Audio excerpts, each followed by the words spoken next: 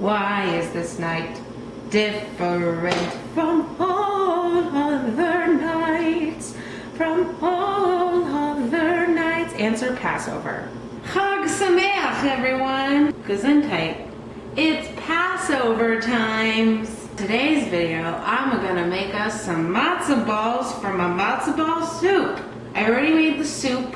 It only needs its balls now.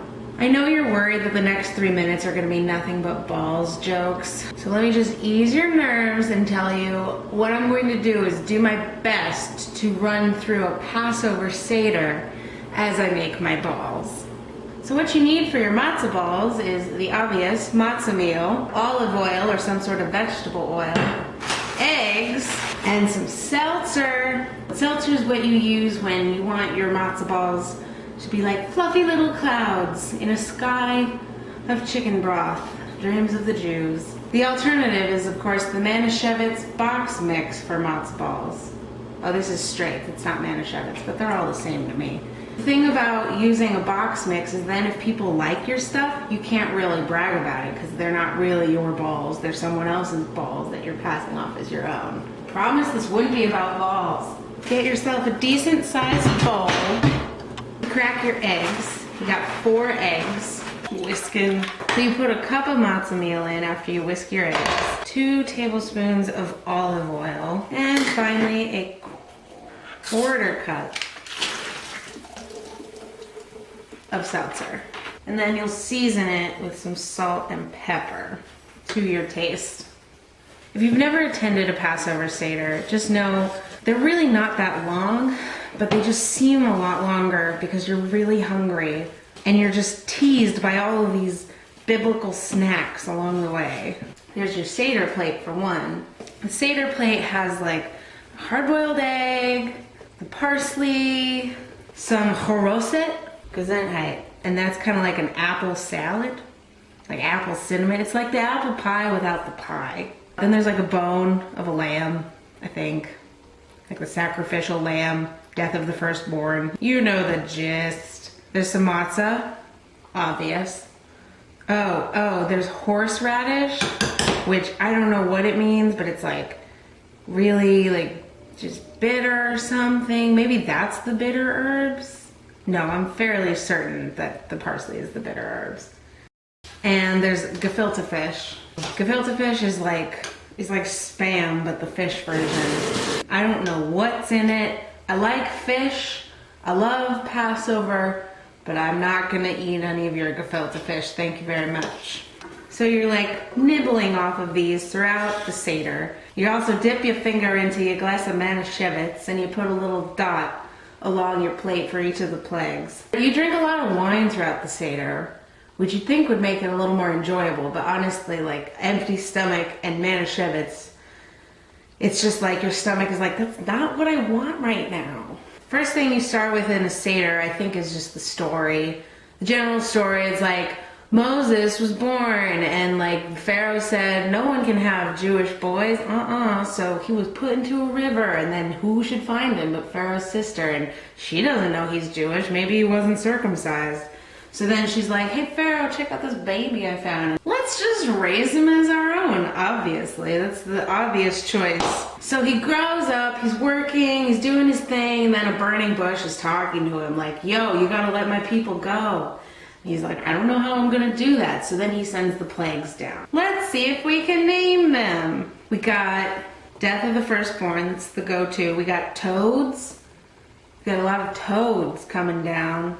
Blood, like I think there was just blood everywhere. Boils, all the Egyptians got boils. Thou shalt have bad acne. The cows get sick, which kind of sucks. Like it's not the cow's fault that Pharaoh is a D-bag. Can you imagine you're just like a happy little cow eating in your Egyptian pasture, and then suddenly one day there's blood and bugs everywhere and everything's dark and the frogs are falling from the sky and you get extremely sick, you get mad cow disease, and all you can think is, damn, like what did I do to deserve this? God, why you gotta bring the animals into it, God? Once you put all your ingredients in, You're gonna wrap it up and chill it for, my recipe says a couple hours. I'm just gonna do a half hour because I got things to do. Mad Men's on tonight. Welcome back! So we've chilled our matzo shmush for about a half hour now. And it's nice and looks exactly the same, but maybe some chemical reaction happened while it was in the fridge. And now we're gonna form our balls. As you can see, I've now started a pot of boiling water. It's not boiling yet, so we got another hurry up and wait situation. In the meantime, I'm gonna start shaping my balls. Anytime you're touching your balls, make sure you wash your hands. So where was I in the Seder? You have these things called the 4 questions. The 4 questions kind of just ask, why is this night different? Answer, Passover. Why do we recline on this night? Answer, Passover. Why are we eating unleavened bread instead of our usual rich person French bread baguettes? Answer, Passover. What point are you not getting about why this night we're doing some different stuff? Passover.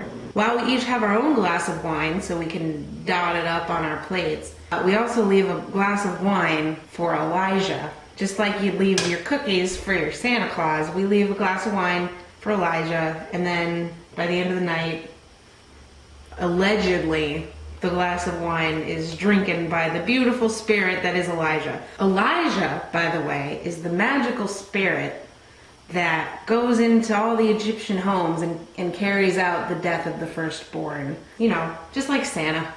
So what we Jews do is we're like, hey man, thanks for not killing our firstborn sons. Here's a glass of Manischewitz on us. And honestly, I think that's how all murder could be solved. Hey man, why don't we just settle this over a glass of wine, my treat?